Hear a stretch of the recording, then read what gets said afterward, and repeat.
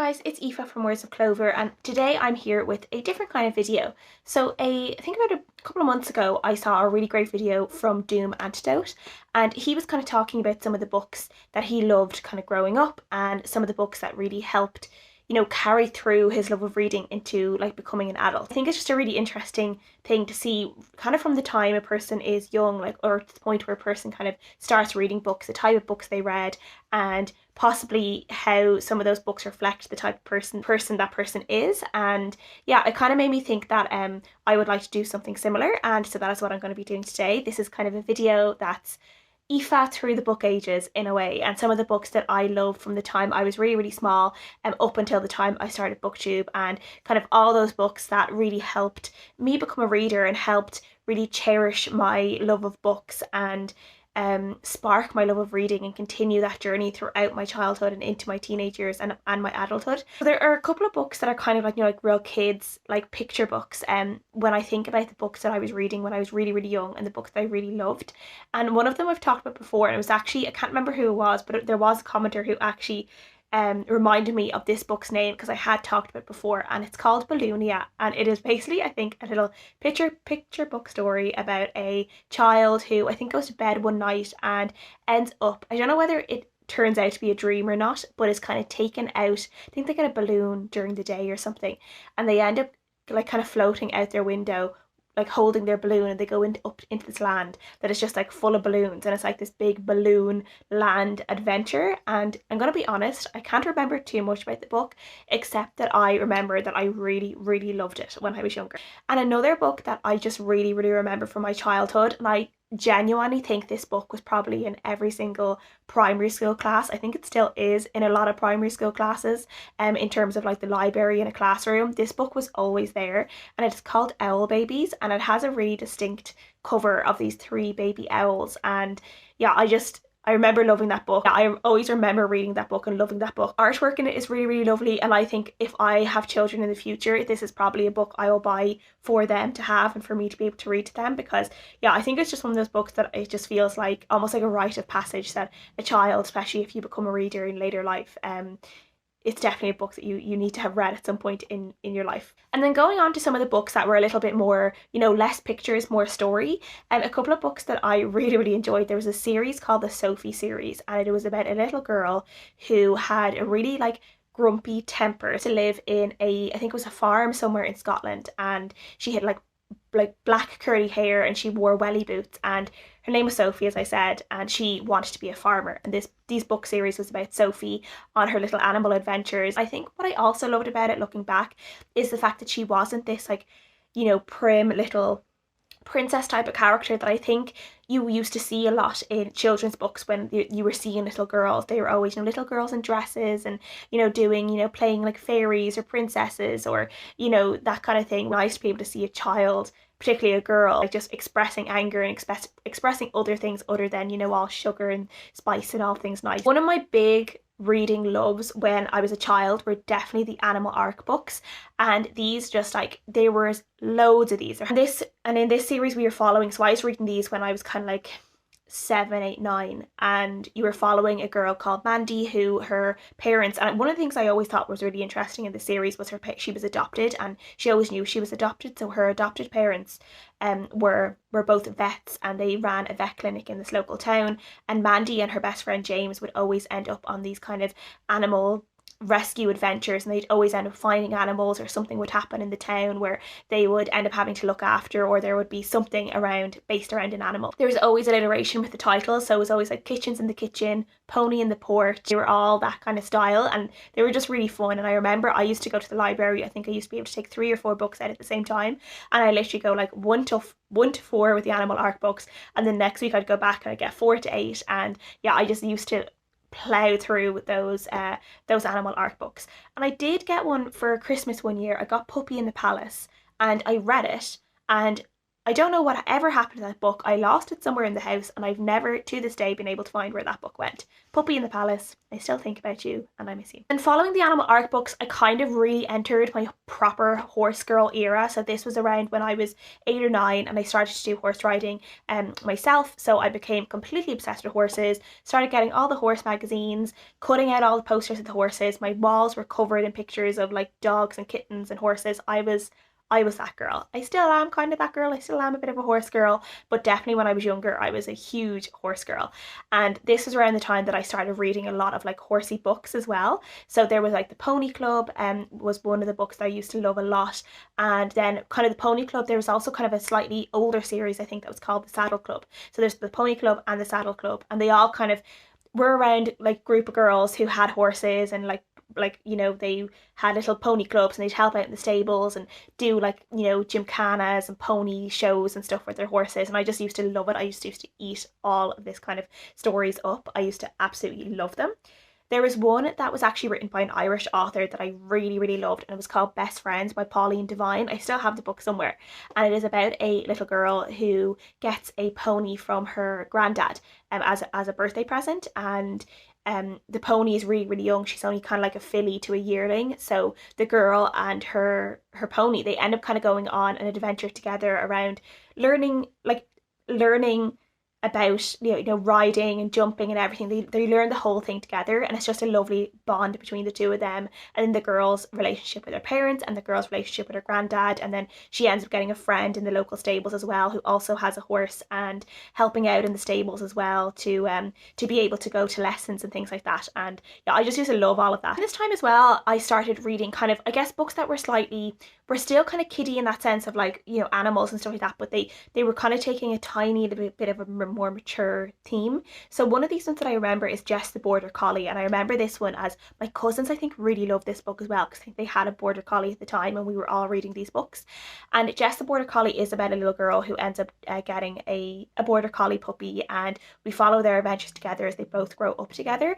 But one of the reasons I remember this one is later on in the series, I think maybe it's like the third or fourth book, and the author really doesn't coddle the child reader like at all with this book, because in it the girl, the main character, her friend, I think ends up getting diagnosed with leukemia at some stage, and I think there's a point where it's clear that she is probably not going to get better, and we see how the little girl has to deal with that, the fact that she might be losing a friend, and we also see how Jess the dog ends up being a real comfort for everyone at that time. Yeah, I remember that quite fondly, even though it was kind of like a sad element of the story. And then as I started getting a little bit older, like 11, 12, one of the books that I really enjoyed was the Heartland books. And Heartland is obviously a really, really popular Canadian TV show that was originally based, all the characters and like the idea of the Heartland Ranch is based on these books, on these Heartland books. But there weren't that many Heartland books, but maybe there was like 9 or 10, maybe. There could have been less. But this one is definitely kind of for the slightly older reader, not quite YA, almost like a little bit before that. And we're following Amy as she loses her mum to like a really tragic accident, and she ends up having to kind of take on her mom's role in their horse ranch, in terms of becoming a horse whisperer, and a lot of kind of alternative ways of treating horse problems or problem horses, and finding a way in terms of like mutual respect and understanding and love between a human and a horse. And I always just really, really loved all of that, and I used to think that I would be able to learn how to be a horse whisperer if I read the Heartland books. And obviously we can't talk about kind of that foray into YA books if we're not going to be talking about Jacqueline Wilson and Girls in Love. Girls in Love was one of those series that was kind of like YA before YA was a thing. And I remember when I first read Girls in Love, and we're following these 3 best friends as they kind of are, I think they might be 12, 13, and they're starting to get into makeup and boys and think about fashion and think about body image and things like that. And we're in particular following a girl called Ellie, who is a little bit more, she feels like she's probably a little bit bigger than some of her friends, maybe not as pretty, and she's a really good artist. And I remember just that book kind of being about her. She deals with like no self-confidence as well. She's issues with her confidence, and we're kind of following her as she grows up a little bit, and her friends kind of have like their ups and downs in terms of friendship fallouts, romances, first boyfriends, first loves, all of those first kisses. And I remember thinking I was so cool for reading Girls in Love, and you know, I was really mature because I was reading Girls in Love, and yeah, I really really enjoyed that series. Definitely a series that was a proper YA series that I found in the library at the time. Obviously, growing up, all of the books I would generally get were all from the library from the time I was young, and there were very few books that I would have on my bookshelf. Some of my favorite books and my favorite authors and stuff, but generally all the books I read were always from the library. So one of the book series that I found in the library at the time, it's called the Making Out series, and there was like a bunch of books around like just this group of teenagers who were all living, I think maybe they were living on this like island town somewhere in America. And one of the reasons I remember this is because there was a character in this, I think his name was Ben, and he was blind, and he was one of, I think Zoe was the main character. And he had some really interesting storylines, interesting characters. There were some like love triangles and things going on. There was, you know, like the bad boy and like the girl, the popular girl next door, and the kind of the troublemaker girl, the alternative girl. I don't know if I ever actually finished the series because I used to just be able to have to read like whatever the library had. There wasn't really a case of ordering books in at the time the way you can now. It was kind of just like you got whatever was there. I think maybe I was like 15 or 16 then when Twilight came out. And obviously I really really loved Twilight, absolutely gobbled it up when I first read it, and I think by the time I had read it most of the books were already out. So I think I was like between 15, 16, 17 when like that was like the real starting, the peak era of Twilight, right before the movie came out. And all the books were already out, so I think I got them for Christmas one year and I read all of them and I absolutely loved them. And also around that time as well, I think I was about 17 maybe when the Hunger Games started to come out as well, and I absolutely loved the Hunger Games. I remember reading the first Hunger Games and just being blown away, thinking it was one of the best books I'd ever read, and I absolutely loved it. And I entered my Peeta era, and I have never really gotten out of that. I'm still always Team Peeta. I don't care what people say. Peeta is my boy, and I absolutely love it. And then if we wanted to go back a little bit, because I think maybe I was 15, possibly 15 or 16, the first time I read one of my favourite books of all time, and that was The Bronze Horseman by Paulina Simons. So this one I originally got from the library, obviously, and I read it, absolutely was blown away. This is a World War II historical fiction, and we are following a character called Tatiana who is living in Leningrad with her family, and we follow Tatiana with you know, the outbreak of World War II, how her family deal with it, and we also see her meeting this soldier who ends up she falls in love with him and he falls in love with her, but then there are kind of complications that arise. That means that they can't be together. But then we see Tatiana have to look after her family during the siege of Leningrad. There is like a really shortage of food, shortage of everything, and we just don't know if she'll survive. And also, will her love of Alexander as well, will they ever be able to be together? Will they ever be happy? Will they ever be safe? And we're kind of following their love story. And like, this is a chunky book, small writing. There's 2 more books after this, and I just love it. I remember reading it from the library, giving it back, and then I think it was like a few months later I took it out again and I read it again, and I read it like I think maybe 3 or 4 times from the library before I eventually got my own physical copy of it. And yeah, I just absolutely love it. I just can never get enough of this book, and yeah, definitely one of my favourite books of all time. So Under the Never Sky was one of these that I absolutely loved. I actually would really love to reread this one because yeah, one of my favorite trilogies, and I think this would still stand up if I read it again today. I think it was a really really good series. This is one of the few trilogies that I have read where the second book like was really good on its own right. It didn't kind of have that second book syndrome. I never felt it did anyway. There was never, I don't think there was ever, I think it's one of the few as well, there's never a love triangle. You have a really good platonic friendship between 2 characters who in any other book series there would probably end up being a love triangle, and there wasn't. But yeah, absolutely love this one. Definitely need to reread this one. And then we also obviously had the Raven Boys, we had Maggie Stiefvater, like the Shiver series, which I still really really enjoy. I have all of them over there.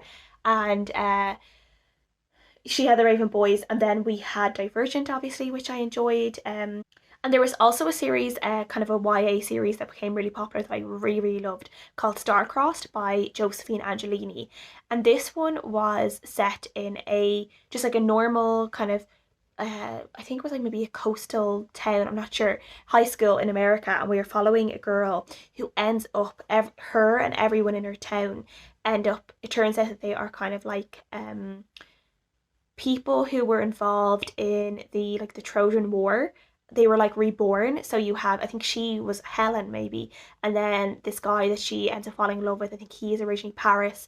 And then I think you have things around like maybe people who were the gods, and there's like magical elements in it, and there's just a bunch of people who were like reborn heroes, and basically loads of stuff goes down. And I remember thinking that one was a really, really exciting, and I really, really loved it at the time when I was kind of in my late teens, early 20s, that I got really, really into like proper high fantasy books. So that included The Magician's Guild by Trudy Canavan. Trudy Canavan, I've talked a lot about her before, one of my favorite authors, and I definitely like read a lot of her books around the same time. I absolutely loved the Black Magicians trilogy, which is this one, and then also I really, really loved Eliza Lochlamora by Scott Lynch, and yeah, I have devoured his books as well, and I recommend them to a lot of people. Really, really, really love these ones. I also really, really loved Mark Lawrence as well, and when I was into high fantasy, still really, really enjoy his writing. So at the time he had like the Prince of Thorns. I'm gonna hold up King of Thorns because I don't know where the Prince of Thorns is, but the King of Thorns, I remember I bought these ones, I think it was on Book Depository or something,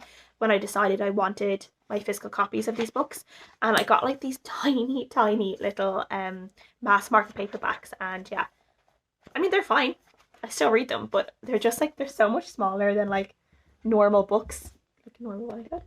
They're like teeny tiny. I have The Faithful and The Fallen, where are these? They're all back here. One of my favorite series of all time, absolutely love them too.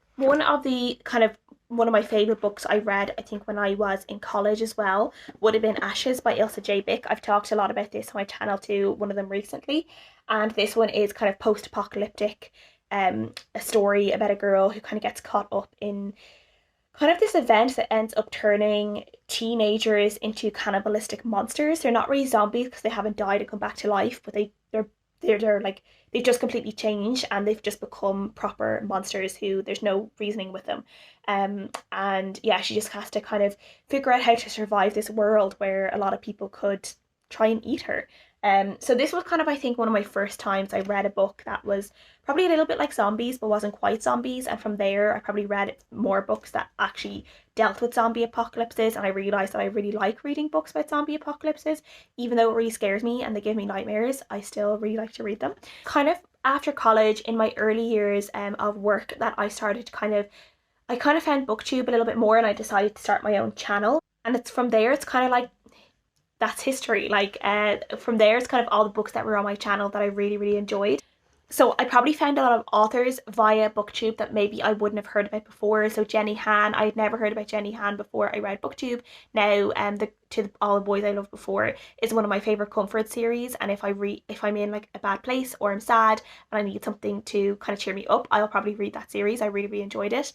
I read that series after my granddad died last year, and it just brought me so much comfort at a time where I was grieving and I was just really, really sad. It helped me and it comforted me, and it just brought me all the lovely feelings I wanted, and for that it'll always probably have a very special place in my heart. And I would never have known about Jenny Han really if it wasn't for Booktube. Now I know Netflix obviously did the movies in the end, but yeah, I probably wouldn't have read about them before. Of the books I think I've really, really loved because of Booktube has definitely been The Cruel Prince by Holly Black. I have the whole trilogy. I absolutely love these. I just think they're great, and yeah, I just absolutely devour anything that is fae that Holly Black will write. I think she writes fae in a really, really great way, in a way that takes them seriously. As an Irish person, I would tell people to be wary of fairies. Don't take them, don't treat them lightly. We have a healthy respect for fairies in Ireland, and I agree with that. The Radium Girls is another book I absolutely love because of Booktube. I think I got this originally through NetGalley, which I wouldn't have heard about if it wasn't for Booktube, and wouldn't have like signed up, wouldn't think I'd been able to sign up if it wasn't for Booktube and the reviews and stuff I was doing. And it's become one of my favourite non-fiction books of all time. I recommend it literally all the time to people as well, and yeah, it's absolutely phenomenal book. Obviously through Booktube as well, I started the Irish Readathon with Leanne, who is my co-host for that. We have been doing it for a few years now, and I think every single year of doing that I find new favourite books from Irish authors. So I've read obviously loads of Louise O'Neill throughout the years, I've raved about Liz Nugent, who is a brilliant kind of crime thriller writer, who is Irish as well. Donal Ryan writes just absolutely beautiful books that always pull at my heartstrings that I absolutely love. And then one of my favourite books of this year, which actually just won the Irish Book of the Year award, is Trespasses by Louise Kennedy, which is one of my favourite books of all time, my favourite book of the year definitely, which I've been saying all year, but nothing has topped this. And I still think about it all the time, and I'm already thinking about if I can squeeze in a reread maybe next year during the Irish Readathon, because yeah, I'm already missing this story and I want to go back to it, and I just absolutely loved it. It was so, so good. And then one of the last things I wanted to talk about around kind of the books that I've been loving, genres that I've been loving, is definitely the last year or so, the last 2 years, I have kind of discovered a real love for crime series. And I would never have thought that if like years ago if you said that I would be really loving crime books. I know I don't read a huge amount of them, but what I love to do is I love to find particular authors. And I will say it, I definitely prefer female written um normally female led crime stories. I really love a strong female lead in a story. So Karen Slaughter, she has Sarah, her coroner character, who is definitely a really strong female lead character in her Grant County series. And I've gone on to read some of her other kind of crime thriller series. Now she is very, very dark, but she's definitely one of the ones that I was like, okay, I think I kind of like this this this kind of crime thriller series where there's loads of books in the series and I can just slowly get through them. I don't need to devour them all at once, but I can kind of slowly every few months read one from the series, and there's always normally another one to go. And I've really, really enjoyed that format with Karen Slaughter books. I really, really love the Maeve Kerrigan series by Jane Casey. That's another one that I started. I originally read one of the later books in the series, like her 7th or 8th book, and I've gone back to the first one and I've slowly been reading them from the start, and I've really, really enjoyed that. And again, I will say that both Karen Slaughter and Jane Casey's books last year, when I went through my granddad, when my granddad died, and also when Luna, my dog, died. So I went through a period of like between March, April, May of just being in a really deep grieving process for quite a while, and I felt really obviously really, really low. I lost 2 family members who meant so much to me, and I just felt like my world was like just not the same anymore and would never be the same again. But reading weirdly reading those crime books kind of helped me. So I think in March, around March, it would have been one of the Karen Slaughter books, and then I remember I read, I think it was the second book in Jane Casey's Maeve Kerrigan series around the time that Luna died, and it was kind of like diving into this like this crime, but like this investigation, and like kind of the who done it and the twists and turns, and there was something about that I just really loved losing myself in. Now when I needed a lot of comfort, I went to Jenny Han and to the All the Boys I've Loved Before series, but then when I needed something that really distracted me and really focused my mind onto like something that it could be like, ooh, like who did it, and twists and turns and something a bit twisty and like that and distracting, I turned to Karen Slaughter and to Jane Casey. So yeah, they both really helped me, and because of that I think I would love to go on and read a lot more crime series. I recently read a book by Cara Hunter, and it was the 4th book in her series that she was writing, and I've decided I really liked her writing, I really loved her characters, so I'm going to go back to the first one and read the other books that before the book that I have just read.